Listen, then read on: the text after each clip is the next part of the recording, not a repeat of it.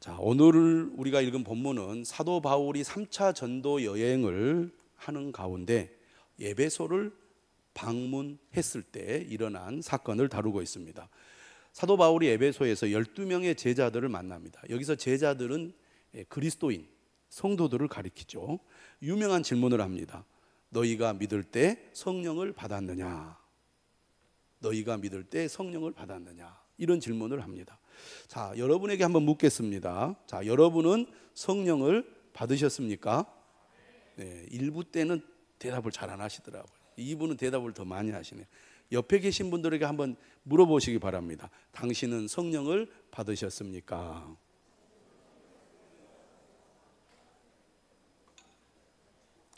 자, 근데 이 질문이 간단한 질문이 아닙니다.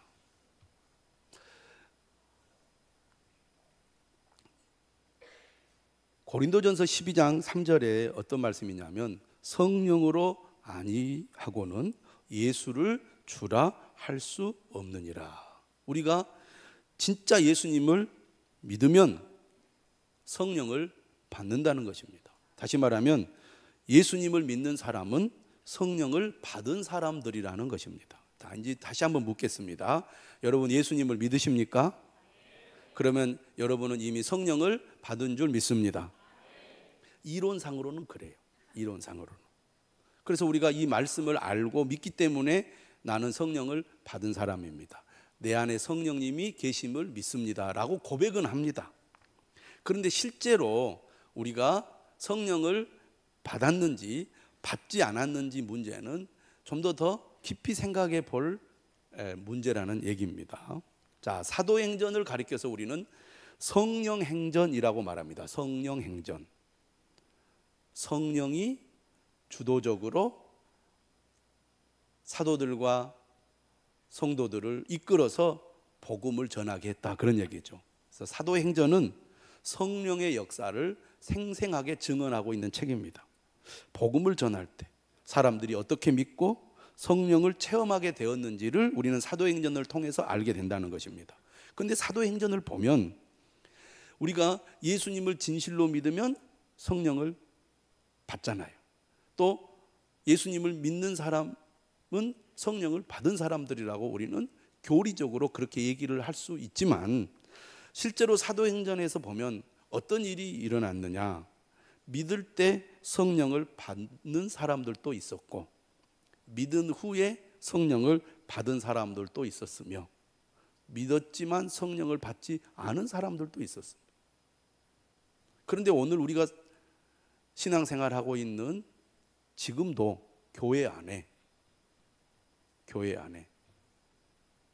믿는다고 말하지만 진짜 믿는 사람도 있고 안 믿는 사람도 있습니다. 다시 말하면 하나님의 말씀을 듣고 배워서 아는 사람도 있고 교회를 다니지만 마음이 전혀 열리지 않아서 말씀을 잘 모르는 사람도 있습니다. 그런데 아는 사람들 가운데도 알기는 아는데 마음으로 믿어지지 않는 사람들이 의외로 많다는 것입니다. 무슨 말인지는 알겠어요. 그렇죠? 무슨 말인지 알죠. 우리가 사는 이 시대는 문맹자가 없습니다. 또 막 초등학교만 나오거나 지식이 떨어진 분들이 별로 없어요. 다 어느 정도 다 공부를 했고 또 그만큼 우리가 이 지식이나 정보를 많이 습득하고 있는 시대에 살고 있기 때문에 성경 말씀을 들으면 무슨 말인지 압니다.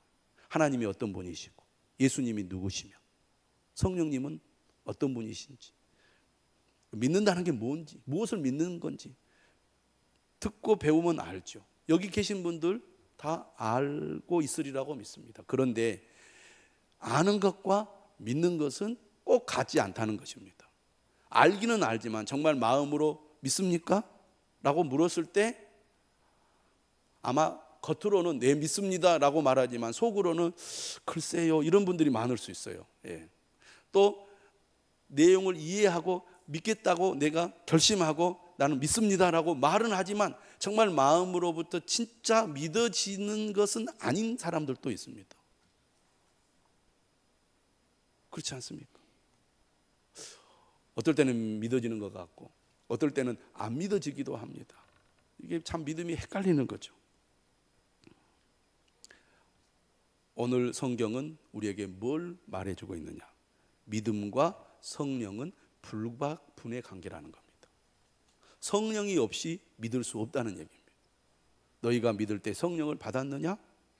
진정한 믿음은 성령님이 그 사람에게 임하시고 성령님이 그 사람에게 믿게 하실 때 진정한 믿음을 갖게 된다는 것입니다. 그래서 진짜 믿음은 어떤 믿음이냐? 믿어지는 믿음입니다. 하나님 살아계시고 주님이 나를 사랑하시고 나를 위해 십자가에 죽으시고 부활하셔서 내 죄를 사하시고 나를 구원하셨다는 것이 정말 마음으로 믿어지는 사람이 진짜 믿음의 사람입니다. 그런데 예수님이 십자가에 죽으셨다는 것은 알겠어요. 그러나 나를 위해서 죽으셨다는 것이 안 믿어지는 경우가 많습니다. 예수님이 죽으신 것까지는 믿겠는데 부활은 못 믿겠습니다. 이런 사람들은 진짜 많습니다. 의외로.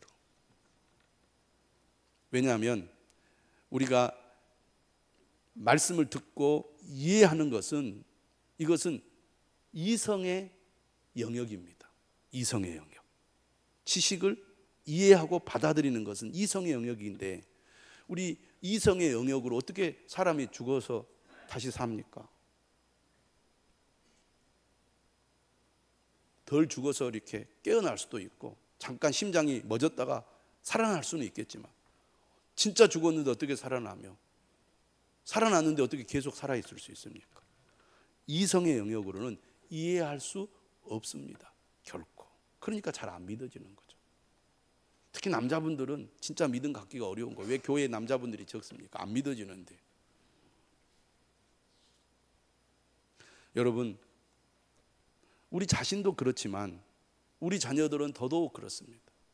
믿음의 사람들이 내 자녀가 정말 신실한 믿음의 사람이 되기를 바라고 위에서 기도하고 권면해서 교회로 데리고 옵니다. 어렸을 때부터 교회를 다닌 아이들은요 그냥 교회 다니는 거 하나님 말씀을 듣는 거 믿는 것이 그냥 문화가 되어서 저절로 믿어요. 저절로 그냥 하나님 사랑합니다. 예수님 뭐 찬양합니다. 다 하는데 사춘기가 딱 돼서 이성이 이제 발달하고 논리가 이게 논리적인 이 사고를 하면 할수록 무턱대고 믿었던 것이 의심이 가기 시작합니다. 안 믿어지는 거예요. 그래서 교회에 오면 인상을 팍 씁니다. 입을 열기가 싫어요. 억지로 나옵니다. 착한 자녀들은 부모님께 내가 불순종하면 안 되니까 나오죠. 그러나 자기 주관이 뚜렷하고 자기 고집이 센 아이들은 안 가겠다고 그럽니다. 아프다, 바쁘다, 친구 만난다, 공부해야 된다. 그래서 교회를 멀리하고 떠나버리게 됩니다. 안 믿어지는 거예요. 부모가 아무리 그냥 예를 써도 안 믿어지는데 어떻게 하겠어요? 성품이 좋은 남편들은 아내를 따라 교회를 나옵니다. 예. 아내하고 약속을 했거든요. 결혼하면 교회 나오기로. 예. 인격적인 남편은 나옵니다. 인격적이지 못한 남편은 결혼하고 안 나와버려요. 예. 결혼했으니까 안 나가도 된다 그럽니다. 근데 문제는 남편이 좀 은혜를 받았으면 좋겠는데 와서 막 졸기만 하거나 핸드폰만 보거나 그리고 이제 끝나고 가면 무슨 말인지 모르겠다거나 안 믿어진다거나 나하고 무슨 상관이 있느냐고 이렇게 얘기를 하면서 초치는 말을 합니다. 은혜를 받았으면 하는데 똑같이 말씀을 들어도 믿음이 생기질 않아요. 아마 여기 앉아 계신 우리 남자 집사님 또 성도님들 가운데는 오랫동안 그런 갈등을 하면서 교회에 나오신 분들도 있을 것입니다. 믿음은 내 의지로 되는 게 아니라는 거죠. 믿음은 성령님이 임해야 됩니다. 성령님이 임할 때 믿음이 생기는 거죠. 성령은 어떤 분이십니까? 우리가 잘 알다시피 성령은 거듭나게 하는 영입니다. 우리가 진짜 예수님을 믿고 새 생명을 얻게 되는 것은 성령님이 우리 안에 임할 때 가능한 거예요. 성령님은 어떤 분입니까? 진리의 영이죠. 하나님의 말씀을 깨닫고 믿게 하는 영입니다. 이성의 영역으로는 이해는 가능해요. 무슨 말인지는 알아듣습니다. 그러나 아는 것과 믿는 것은 전혀 다른 문제라는 것입니다. 여러분, 예수님의 제자들이 3년 동안 예수님을 따라다녔습니다. 예수님이 이 지금 예배 시간에 말씀을 전하는 설교자들, 목회자들하고 비교가 됩니까? 비교가 안 되죠. 하나님의 아들이신데. 근데 예수님이 복음을 전할 때 예수님도 100% 성공 못했습니다. 가룟유다 실패했잖아요. 예수님도. 위안을 받습니다. 목회자는. 예수님도 실패했는데. 그런데 나머지 제자들은 어땠습니까? 다 도망가 버렸습니다. 예수님께 3년 동안이나 특별 과외 교육을 받고 같이 동고동락하면서 같이 살면서 예수님의 말씀, 예수님의 능력을 다 보았어도 예수님 붙잡혀가니까 도망가 버렸어요. 예수님이 부활에 대해서 그렇게 말씀을 했어도 제자들은 믿지 못했습니다. 성령이 아니면 진정한 믿음을 가질 수 없다는 얘기입니다. 오늘 우리도 마찬가지입니다. 진짜 믿음은 성령님이 임할 때 가능하다는 것, 여러분 기억하시기를 바랍니다. 사도행전을 한번 보겠습니다. 사도행전 1장 8절을 한번 찾아보시면 좋겠습니다.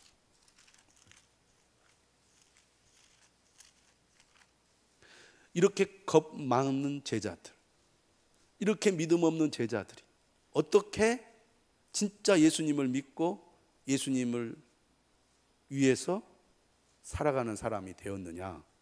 성령이 임할 때 그게 가능했습니다. 예수님께서 승천하시기 전에 제자들에게 약속하신 말씀 1장 8절 읽어보겠습니다. 시작.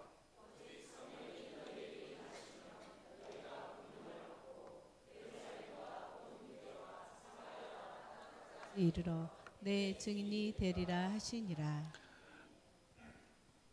사도행전을 통해서 우리가 보게 되는 믿음의 사람, 그리스도인은 어떤 사람이냐? 전도자입니다. 진짜 믿는 사람은 전도하게 되어 있다는 거죠. 전도하는 사람이 진짜 믿는 사람이라는 거. 그런데 예수님 뭐라고 말했느냐? 누가 진정한 그리스도인, 진정한 믿음의 사람, 또 진정한 전도자가 될 수 있느냐?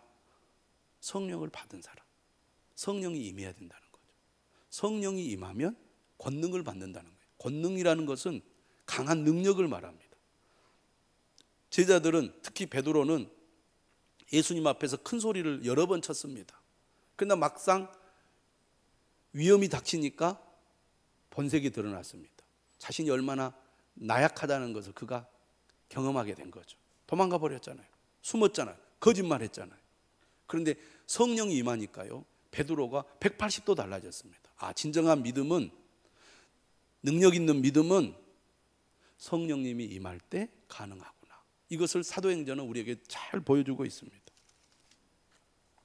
우리가 예배를 드릴 때 그냥 드려서는 안 됩니다. 성령님이 우리 가운데 임하셔서 우리 각 사람을 충만하게 해 주옵소서. 교회에 나와서 예배를 드리지만 아직 믿지 못하는 분들이 있다면 그들에게 성령님이 임하여 하나님의 말씀이 믿어지는 은혜가 있게 해달라고 여러분 기도해 주시기를 바랍니다. 이건 살고 죽느냐의 문제예요. 그래서 여러분 신실한 믿음의 사람들 일찍 나와서 주일 예배를 위해서 기도해 주셔야 돼요. 하나님, 이 예배에 하나님 은혜가 임하도록 여러분의 자녀들을 교회, 학교, 어린이부나 중고등부에 보내고 있다면 그냥 보내기만 하지 마시고 그 예배 시간에 성령님이 임하셔서 우리 아이들의 마음이 열려 예수님을 진실로 믿게 해달라고 기도하셔야 된다는 겁니다. 우리 자신도 마찬가지입니다. 그저 교회만 왔다 갔다 하고 습관적으로 예배만 드리는 것이 아니라 진짜 주님을 믿는 믿음이 우리 안에 있어야 되지 않겠습니까? 성령이 임하시면 권능을 받고 땅끝까지 이르러 내 증인이 되리라. 남편의 구원을 위해서 기도하는 우리 부인들이 많이 있을 것입니다.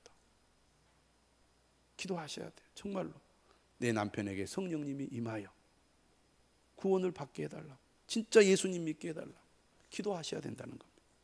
여러분, 믿는 척하는 경우가 많기 때문에 그래요. 특히 남자분들은 이 체면을 중요하게 여기기 때문에 안 믿어도 믿는 척하고 안 믿어지는데도 믿는다고 말할 수 있습니다. 진짜 믿으면요 변화가 되는 거예요. 누구처럼? 예수님의 제자들처럼, 베드로처럼 변화가 일어나거든. 그게 진짜 믿는 사람이고 진짜 성령 받은 사람입니다. 삶의 우선순위가 분명해지는 거예요. 우리가 주님을 믿고 교회를 다닌다고 하면서 삶의 우선순위가 바뀌질 않아요. 내가 항상 우선이지.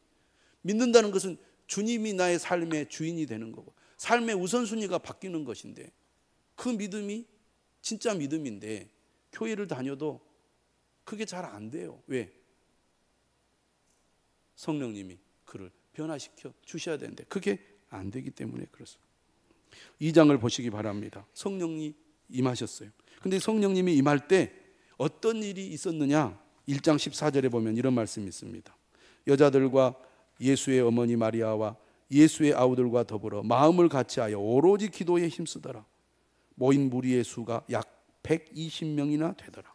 이렇게 많은 성도들이 함께 간절한 마음으로 기도할 때 2장 1절 이하에 성령님이 임했습니다.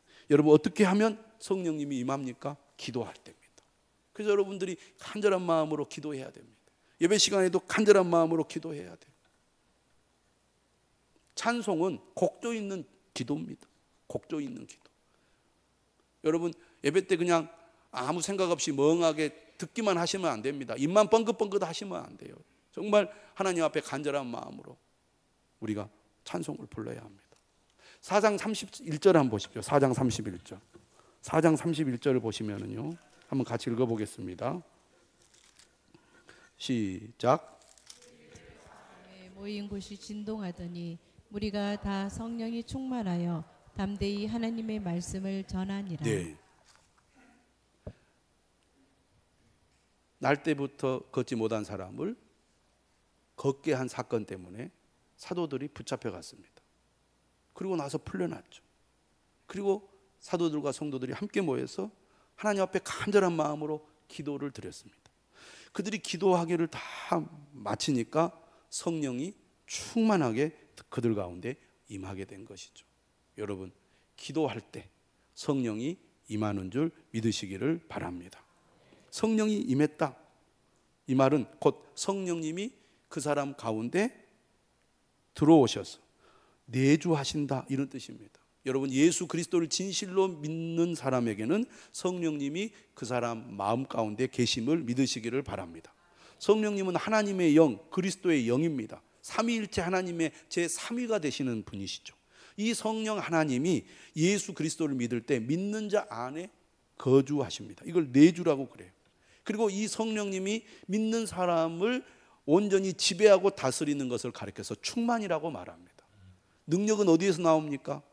성령님으로부터 나옵니다. 언제 능력을 우리가 받습니까? 충만할 때 받는 거예요.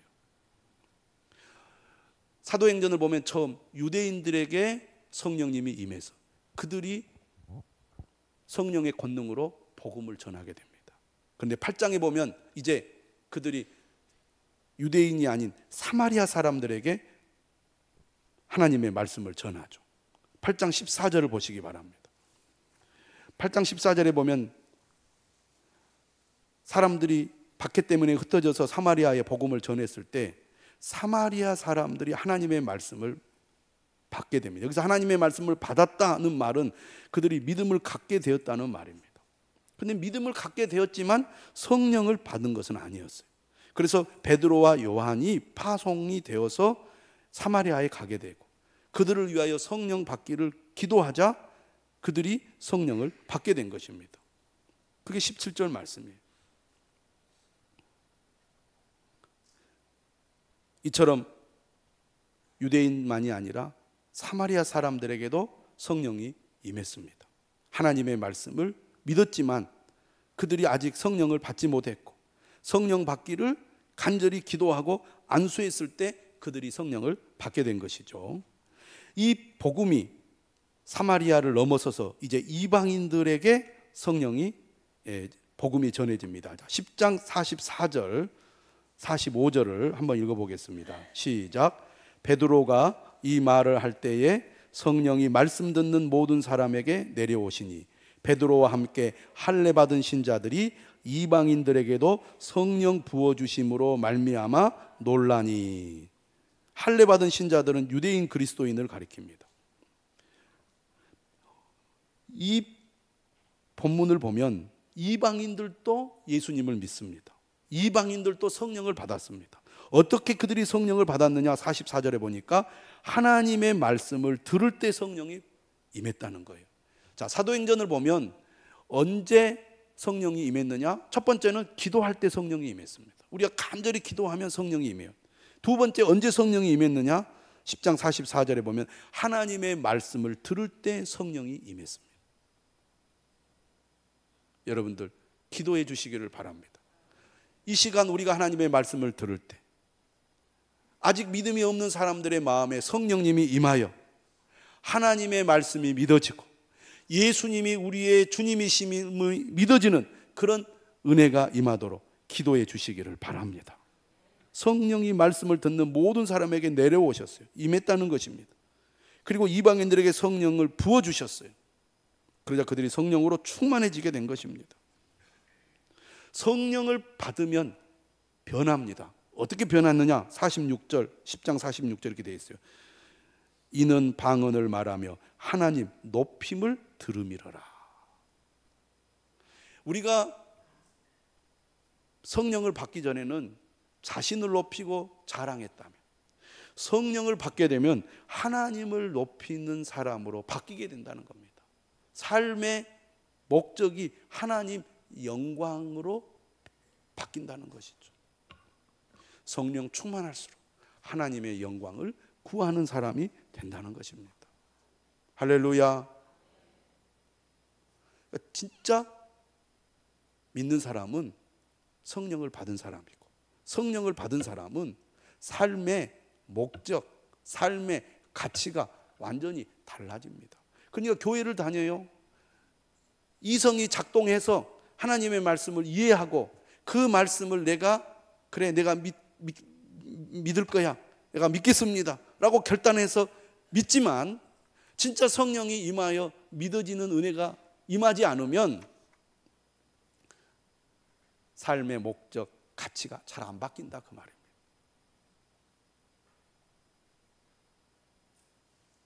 그러므로 여러분 성령을 받는 것을 여러분이 가볍게 여겨서는 안 됩니다. 성령을 받은 성도, 성령을 받은 교회는 어떤 교회입니까? 다시 13장으로 가보겠습니다. 안디옥 교회는 이방인 교회에서 선교사를 파송하죠. 성령 충만한 교회입니다. 그래서 선교사를 파송합니다. 주님이 우리를 부르신 목적이 뭔가? 복음을 전하는 데 있다, 선교하는 데 있다, 이걸 아는 거죠. 그럼 그들이 어떻게 주님을 섬겼습니까? 2절에 보니까 금식할 때 성령님이 말씀하십니다. 바나바와 바울을 따로 세우라. 그러자 4절에 보면 두 사람이 성령의 보내심을 받아 어디로 갑니까? 구브로로 선교를 가게 됩니다. 무슨 얘기입니까? 성령을 받으면 성령이 그 사람을 인도하십니다. 성령의 인도하심을 받는 사람이 성령의 사람이요. 로마서 8장도 그렇게 말하고 있습니다. 성령의 인도하심을 받는다는 것은 성령께서 우리에게 말씀하실 때 그 말씀에 순종한다는 것입니다. 여러분, 은혜를 받지 못하면 여전히 내 생각대로 삽니다. 내 고집대로 행동합니다. 그런데 성령을 받으면, 성령이 충만하면 내 생각을 내려놓게 돼요. 성령의 인도하심에 순종하게 된다는 것입니다. 이것이 진정으로 성령을 받은 사람의 특징이에요. 성령 받는 것이 신앙생활에 매우 중요하다는 것입니다. 자, 그런데 에베소 교회에는 어떤 일이 있었는가? 오늘 보면 바로 앞에 18장 24절에 보면 아볼로라는 사람이 나옵니다. 이 사람은 유대인인데 알렉산드리아 출신이에요. 알렉산드리아는 이집트에 있죠. 북부 아프리카. 그곳이 세계 최고의 도서관이 있고 대학이 있는 곳입니다. 학문이 발달한 도시예요. 이 아볼로라는 사람도 알렉산드리아 출신으로서 언변이 좋고 성경에 능통했습니다. 근데 그가 예수 그리스도를 알게 되고 믿게 되었어요. 그래서 사람들에게 예수님을 전하는 일을 했습니다. 그런데 문제는 뭐냐? 이 사람이 요한의 세례만 알고 있었다는 거죠. 요한의 세례만 알고 있던 아볼로가 에베소에서 사람들에게 예수님을 전한 것입니다. 오늘 바울이 만난 이 12명도 아볼로를 통해서 예수님을 믿게 된 사람들일 것입니다. 왜? 그들도 요한의 세례만 알고 있기 때문입니다. 그런데 브리스길라와 아굴라가 아볼로가 전하는 하나님의 말씀을 듣고 그를 불러냅니다. 그리고 하나님의 도를 더 정확하게 풀어 가르치죠. 그러나 아볼로는 에베소를 떠나서 아가야 지방으로 가게 됩니다. 이런 상황 속에서 사도 바울이 에베소에 가게 되었고 12명의 제자들을 만나게 된 것입니다. 바울이 질문을 하죠. 너희가 믿을 때 성령을 받았느냐? 그러자 그들이 뭐라고 대답하냐면 우리는 성령이 계심도 듣지 못하였노라. 성령을 알지도 못했다는 것입니다. 성령을 알지도 못했기 때문에 당연히 성령을 받지도 못한 것이죠. 여러분, 믿음의 전제는 이해입니다. 이해. 지식이 있어야 믿지요. 알아야 믿는 것입니다. 알지 못하면 믿을 수가 없어요. 그래서 우리는 알기 위해서 배워야 합니다. 베레아 사람들처럼 날마다 성경을 상고해야 됩니다. 왜 믿음이 생기지 않습니까? 왜 믿음이 자라지 않습니까? 가장 기본은 말씀을 듣지 않기 때문입니다. 말씀을 가까이 하지 않기 때문입니다. 말씀을 듣기를 즐거워해야 됩니다. 말씀 듣는 자리로 가까이 나와야 돼요. 또 스스로 말씀을 읽고 묵상하는 삶을 여러분들이 치열하게 살아야 됩니다. 우리가 어떤 분야에서든지 제대로 어떤 일을 해내려면 치열해야 됩니다. 믿음으로 사는 것이 중요하고 은혜 받는 것이 중요하다고 믿는 사람은 말씀 생활에 있어서도 치열하죠. 그런 열심이 있어야 된다는 것입니다. 그런데 지금 이 에베소 교회 12명의 신자들은 하나님의 말씀을 부분적으로 이해하고 온전히 알지 못했다는 데 문제가 있습니다. 우리가 하나님의 말씀을 배우고 알 때 하나님의 말씀의 전체적인 이해를 해야 됩니다. 어느 부분만 이해하면 잘못된 이해를 할 수가 있어요. 그러니까 이 에베소 12명의 신자들은 요한의 세례만 알았지 예수님으로 인한 성령의 세례에 대해서는 잘 몰랐어요. 요한의 세례가 뭐냐? 예수님이 오시기 전에 예수님이 오시는 길을 예비한 사람이 바로 세례 요한입니다. 그가 요단 강가에서 물로 세례를 주면서 회개를 선포했어요. 하나님의 말씀을 온전히 듣고 따르려면 회개해야 된다는 것입니다. 자신의 죄를 뉘우치고 회개해야 된다. 그 회개의 표로 세례를 준 거예요. 그런데 성령님이 임하셔서 우리로 하여금 진정으로 예수 그리스도를 믿게 하는 그 놀라운 은혜와 능력에 대해서는 요한이 몰랐다는 것이죠. 부분적인 이해를 하고 있었던 겁니다. 그러다 보니까 올바른 이해를 못했다는 거죠. 그러므로 우리 역시 마찬가지입니다. 하나님의 말씀을 올바로 알려면 전체적으로 체계적인 공부가 필요하다는 것입니다. 이단들은 성경을 잘 알아요. 근데 그들은 온전한 이해를 하지 못하고 부분적인 이해를 할 뿐만 아니라 왜곡된 이해를 하고 있어요. 그러니까 이단에 빠지는 겁니다. 그러면서도 자신들은 잘못된 이해를 하고 있다고, 부분적인 이해를 하고 있다고 깨닫지는 못하는 거예요. 이 에베소 사람들이 그랬습니다. 바울이 진단을 하죠. 그러면 너희가 무슨 세례를 받았느냐? 그들이 말합니다. 요한의 세례입니다. 요한의 세례가 잘못된 가르침은 아닙니다. 그러나 부분적인 가르침이었어요. 그래서 사도 바울이 이 요한의 세례를 가지고 다시 한번 복음을 말합니다. 4절에 뭐라고 얘기합니까? 요한이 회개의 세례를 베풀면서 사람들에게 이렇게 얘기했다. 내 뒤에 오시는 이를 믿으라. 그러니까 요한은 예수님의 오시는 길을 준비하는 사람이죠. 메시아를 가리키는 역할을 했습니다. 그래서 요한이 뭐라고 말합니까? 내 뒤에 오시는 이를 믿으라. 그가 바로 예수님이다 라고 지금 바울이 전하는 것입니다. 그들이 복음을 올바로 듣고 주 예수의 이름으로 세례를 받았습니다. 이 세례를 받는다는 것은 예수님께서 내 죄를 위해 죽으시고 부활하셨다는 것을 믿는 것을 의미합니다. 그렇게 그들이 진실로 믿음을 가지고 세례를 받을 때 성령이 임한 것이죠. 6절에 보면 바울이 그들에게 안수했고 성령이 그들에게 임하셨습니다. 진정한 믿음은 성령이 임할 때 가능한 것입니다. 이해와 믿음의 관계를 다시 한번 정리해 보자면 이해하는 것과 믿는 것은 같지 않다는 것입니다. 이해하지만 믿지 않는 사람들이 많습니다. 성경에 관한 지식은 많이 있을 수 있어요. 그러나 그것이 믿음하고 직접적인 관계가 있는 것은 아닙니다. 이해하지만 믿지 않는 사람들이 있어요. 왜? 전하는 것은 사람이 영역입니다. 설교자의 영역이고 복음을 전하는 전도자의 영역입니다. 그러나 믿는 것은 내 영역이 아니고 성령님의 영역, 하나님의 영역입니다. 제가 말씀을 전하다 보면 사람들이 잘 듣지 않아요. 이렇게 하셔야 됩니다 라고 했는데 바로 대부분의 사람들이 제가 말하는 것과 반대로 행동하는 경우들을 많이 경험합니다. 얼마나 좌절이 많이 되는지 몰라요. 내가 왜 설교를 하지? 말도 안 듣는데, 순종하지도 않는데. 그러나 말씀을 통해서 위로를 받습니다. 전하는 일은 제가 하고 여러분들이 하지만 믿게 하는 것은 내가 하는 게 아니고 성령님이 하는 것이다. 우리 자녀들도 마찬가지입니다. 내가 애를 쓰고 예수님 믿어야 된다. 잘 믿어야 된다. 남편에게도 여보 예수님 믿어야 돼. 그래야 돼. 하지만 내 자녀들이나 내 남편이 또 내 아내가 진짜 믿음을 갖는 것은 성령님의 영역이에요. 성령님의 영역. 그래서 우리는 기도할 뿐입니다. 주님, 내 자녀들이 진짜 예수님 믿게 해달라고. 그래서 정말 진실한 믿음으로 주님을 믿고 따르게 해달라고 우리가 기도해야 될 줄로 믿습니다. 말씀을 가까이 하며 믿음을 달라고 기도하십시오.